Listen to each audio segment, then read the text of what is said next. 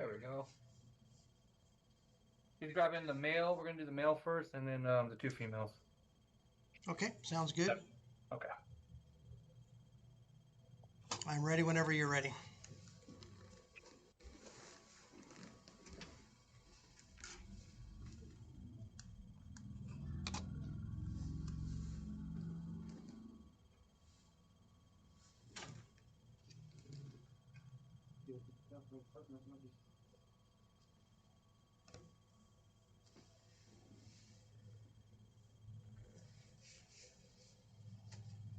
State flying with the judge. Michael Clinton Stratton. Okay, Mr. Stratton. Any victims in the courtroom for Stratton? No victims in the courtroom. Any parties that are want to be known for Stratton? Okay. All right, sir.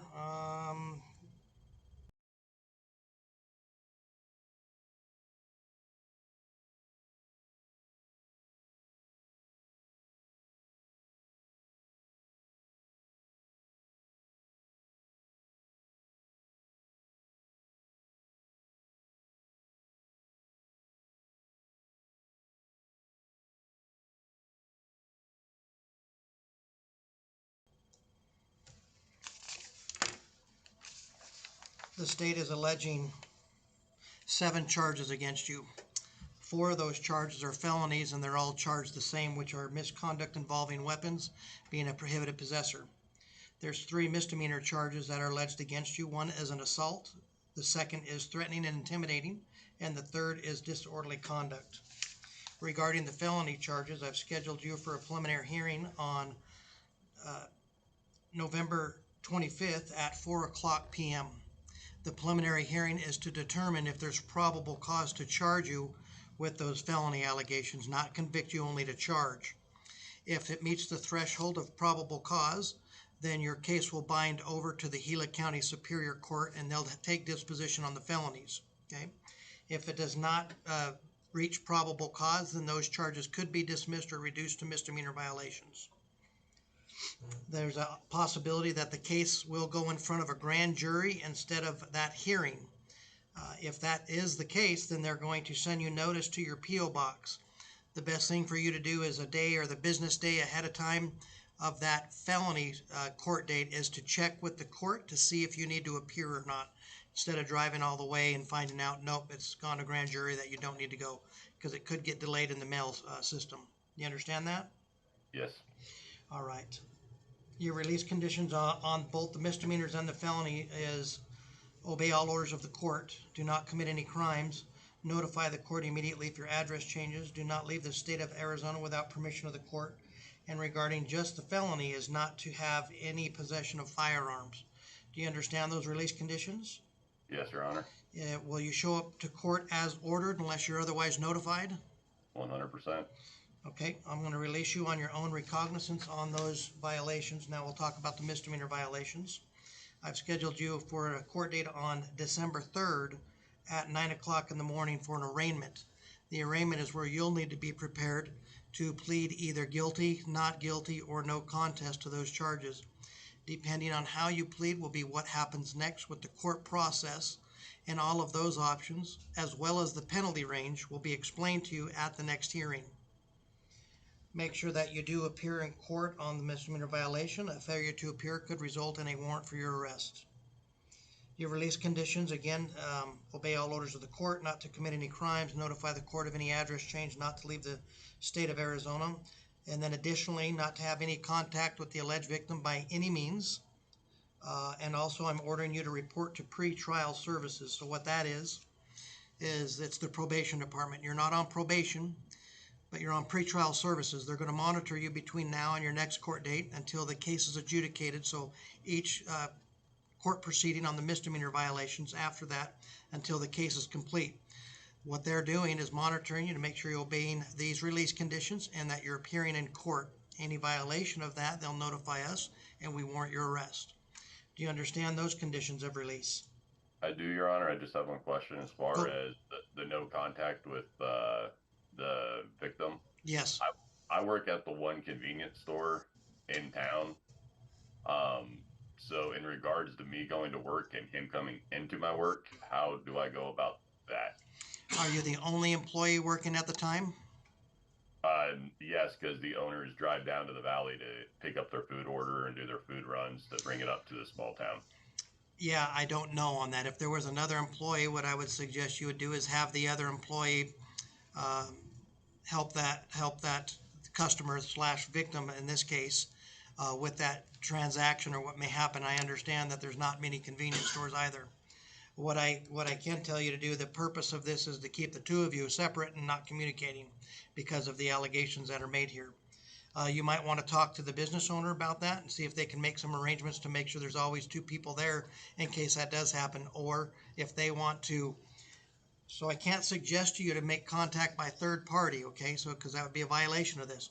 But if the store owner wants to make contact with them, if they know who they are and how to get a hold of them, to see if they can come up with a communication style to let them know when he's coming to the store, that they make sure somebody else is there so you don't have to be confronted with that. That's something they can do if they wish to. So you're not directing them to do it, but that's an option you can discuss if they wish to do that. Okay. Okay, Thank you, Your Honor. does that make sense? Yeah, it's up to their decision on whether they want to. Yeah, whatever they wish to do. All I can do is set the parameters of this release condition. Any other questions in that on the release conditions? Okay, can you abide those release conditions as well? 100%. And you'll show up to court as ordered on that date. December 3rd, correct? Yeah, and you'll get copies of this. So when you're released from custody, I plan on releasing you on your own recognizance on this case as well. You'll have another paper that has the name and the phone number of the pretrial services. Is your cell phone with you in custody? Yes. Okay. Your Honor. Hopefully it has battery. If it doesn't, make sure you ask them to be able to make the call because they're expecting it. Okay. Any other questions? No, Your Honor. Okay, that's all I've got for you. Thank you.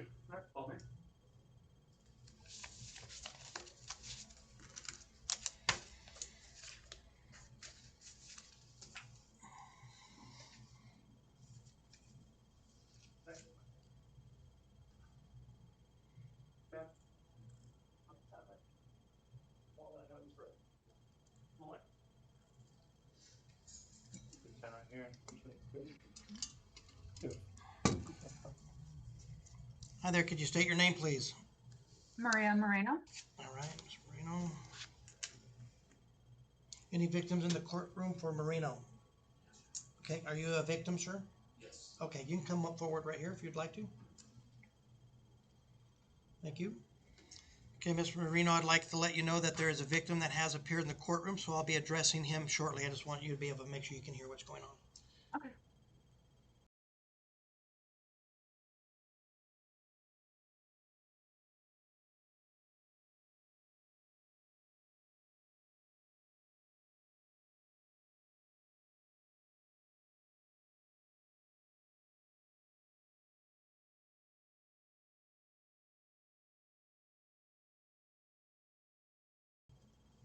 Okay, the state is alleging one charge of obstruction of justice under the domestic violence statute. That's for a violation of a court order. That's a misdemeanor violation that you have the right to remain silent, right to counsel, and right to trial on. I've scheduled you for an arraignment on the 3rd of December at 9 o'clock in the morning. That's where you'll need to be prepared to plead either guilty, not guilty, or no contest. Okay. Depending on how you plead will be what happens next with the court proceeding, and all of those options, as well as the penalty range for that violation, will be explained to you prior to you giving a plea. Your release conditions, and make sure you pay attention to these so you can request to change them or modify them. Your release conditions are the following: obey all orders of the court, do not commit any crimes, notify the court immediately if your address changes, do not leave the state of Arizona without permission of the court, do not have any contact with the alleged victim except what is authorized in the valid issued order of protection. I'll use my nice words with him. Pardon me? Nothing.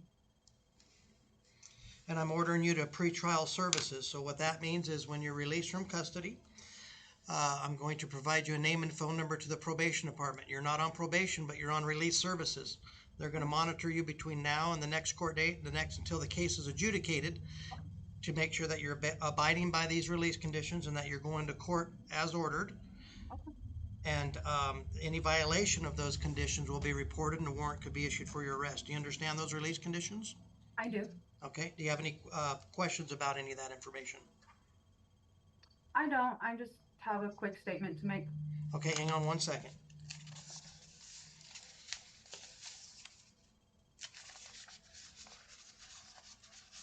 Okay, sir, could you state your name?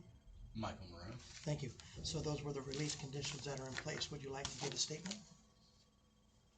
Would I like to make a statement? Yeah, so you don't have to. You can give a statement. So I reviewed the release conditions, and if you wanted to strengthen those, lessen those, anything, or leave them just the way they are, that's kind of what you could be heard for at this state. You'll be notified because you're alleged victim in the case of the future court dates that are coming that you have the right to appear on and give statements to those as well. Okay, so mainly what I put in place that to draw your attention to is to not have any contact with the alleged victim except what is authorized by the order of protection that's in place. I think there was a little bit of an avenue to have text messages regarding custody. The children. Okay, Yeah. right. And so this alleged violation went outside of that, and that's why they're arrested. So that's what is left in place. Do you understand that? Yes. Okay. Do you wish to say anything else? No, she is getting released though, right? So. Yeah. Yeah. Okay. I just want to make sure because we do have minor children, so I just want Yeah. to make sure. My intentions, as long as she agrees to the release conditions, because she already agreed to it one time when the order issued and broke that promise, allegedly. So if she agrees to these release conditions and agrees to go to court and follow all the rules that we just explained, then I'm going to release her on her own recognizance. So, all right. Anything else besides that, sir? No, you're on. Okay. All right. Thank you. All right. Now, before you give your statement, I just want to caution you, we're on record. This is not the time to collect any evidence or present any statements about the particulars of the case. It's mainly to identify the purpose of this hearing is identify you, make you aware of the charges, make sure you are aware of the release conditions, and then set the next date. So go ahead if you would like to be heard. I just want to state that I will be talking about this to the tribal court as far as our custody case up there about this. I firmly stand on my abuse claims towards Michael, and I have it documented and laid out. And for my court hearing, I will bring out the documents showing his abuse as well as his email threats and everything else. Because he does not threaten me over text, it is email. Okay. And I just turn it into the judge. So I will bring all that to court. I stand by my claims of his abuse victim. Okay, and no problem. So you're doing that properly. If there's other allegations or something going on with the tribal court, and that's exactly what that is for. I don't know if there's charges or not, or if there's an investigation or not. Make sure that that's a whole separate deal from this case. No, I documented all his abuse, and I have a timeline and evidence. Okay, all right. Anything else besides that? No. Okay, so I back just find to abuse. back to the release conditions. You understood those release conditions? I do. Okay, and can you abide by those? I can, as long as Mr. Moreno will start replying to me about our daughter who is in crisis.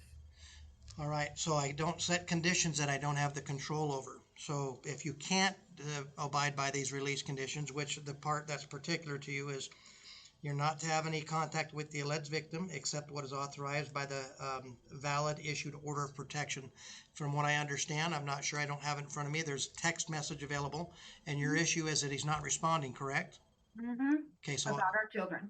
yes, so I can't control that. That would be a matter that you want to set to the Superior Court or whatever court's handling the custody portion of the case. Oh, the tribal court is very much aware of his conduct and his behavior and what he's doing, so this is not working in his favor for tribal court. Okay, so that's outside of here.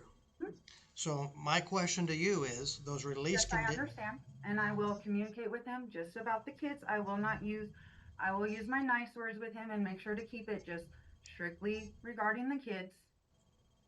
Okay, so I can't control whether he responds or not. Those are matters that I just give you kind of information on what to do with the non-responsive things, okay? Those are not matters that are related to this charge. Those matters are related to apparently tribal court and custody of the kids. So that's where those come into play, okay? So you can obey those release conditions and you'll show up to court as ordered? Yes, sir. Okay, I'll provide you with a copy of the probation department's phone number to contact for those monitoring release conditions. You're not on probation, but you are on release services. So make sure you do that once you're released. If you have your cell phone, if you don't, make the phone call prior to walking out. Okay. All right, any questions? No. Okay, you're all set to go. All right, thank you. You bet. Okay, that's all we have on that case.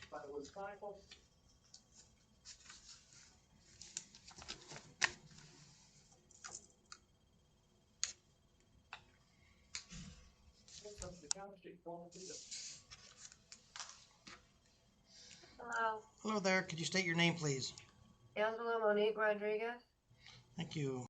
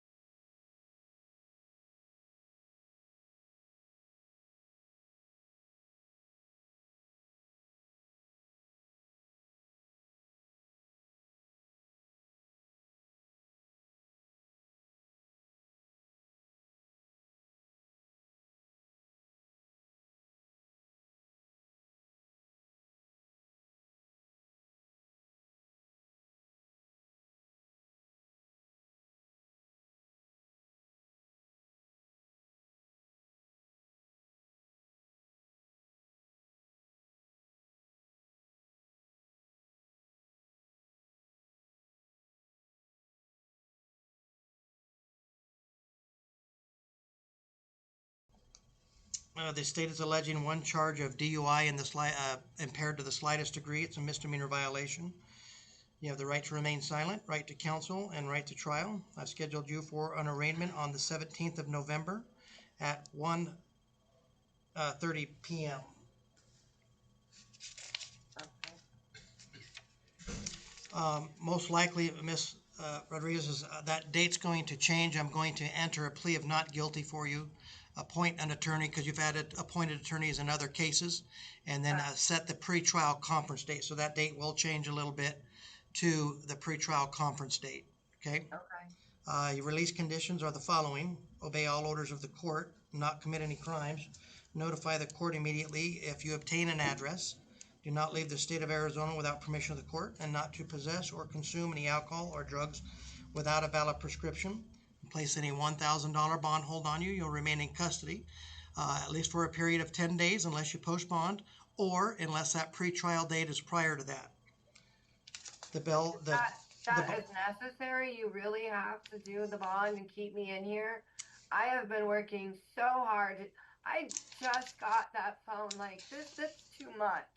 To be completely honest with you, he pulled me over for picking that phone up on the first ring it got. Like, you know how hard I've tried to stay out of trouble. I was doing nothing wrong.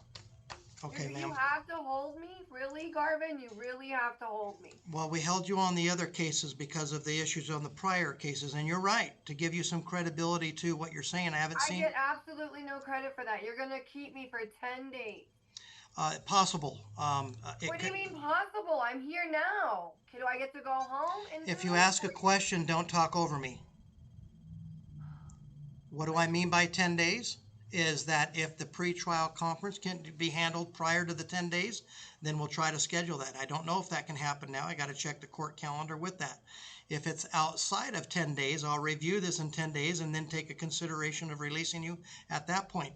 The bond is bail bonds eligible, so you can go through bail bonds if you wish to. I have had no money. I have been. This is. Okay, so that's all I have for you. The bond will be reviewed by an attorney assigned. You want it sent to you or to Noah? It doesn't matter. Okay, all right, thanks. We'll get done. Thank you.